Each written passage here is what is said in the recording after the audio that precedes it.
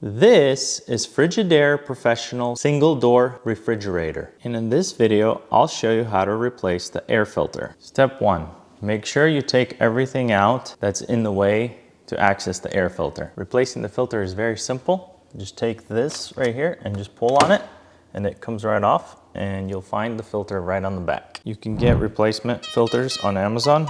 They look something like this. I bought a pack so that way I have plenty. Then just take this filter out, put this filter in like this, not like this, but like this, like that, and line this up like this and push it back in like that. After replacing the air filter, if you don't have the reset light lit up, you press this button right here for settings.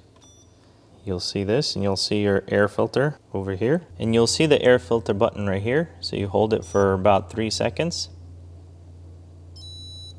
That resets your air filter. Also, if you have a freezer as well, replace the filter in there. The process is the same.